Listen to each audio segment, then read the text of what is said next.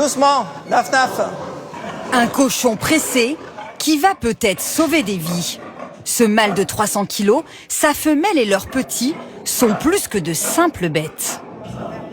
Il a 2 oreilles, 4 pattes. Par rapport à un élevage normal, c'est le même, quoi. Mais il est vrai qu'ils ont été un peu modifiés.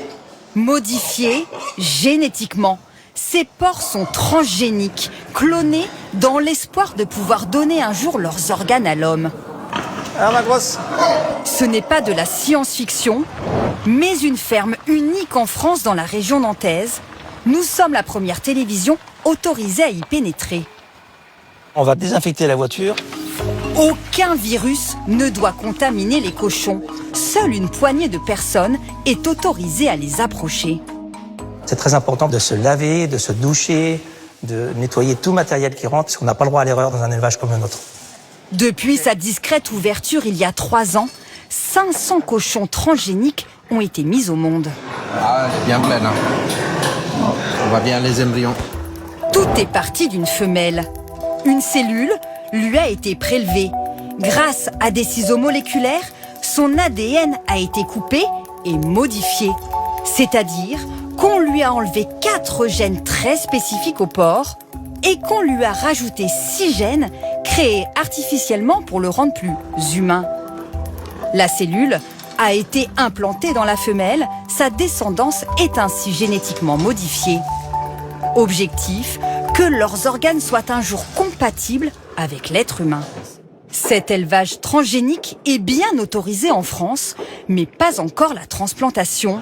Mais la fondatrice de la ferme en est sûre, avec le cochon, elle a misé sur le bon cheval. Vous ne pouvez pas utiliser un rein de souris chez un homme, c'est trop petit, ni un rein d'éléphant, c'est trop grand. Donc le porc, lui, il est dans un rang de taille qui est correct et qui rend les choses compatibles pour une greffe chez l'homme.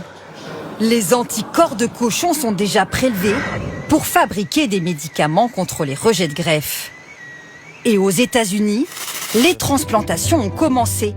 Depuis 5 mois, Tim Andrews, 67 ans, vit avec un rein de porc génétiquement modifié. Le petit cochon est juste ici, je peux le sentir. Il a retrouvé une vie normale ou presque. Ici accueilli en rockstar sur un terrain de baseball. Et pour cause, il est la seule personne au monde à vivre avec un organe de cochon. Les autres patients transplantés ont fini par rejeter le greffon. Éviter les rejets, c'est toute l'ambition de ce laboratoire français.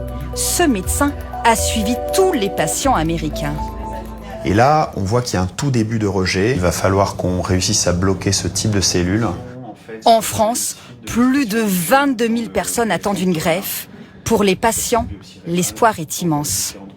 La xénogreffe va être tout simplement une des grandes révolutions médicales du XXIe siècle. C'est essentiel puisque le cochon pourrait être une source inépuisable d'organes qu'on ait à disposition et qui permettrait de résoudre au moins en partie la pénurie d'organes. Vous savez que sur la liste d'attente, il y a des gens qui meurent tous les jours en France, dans le monde, faute d'organes.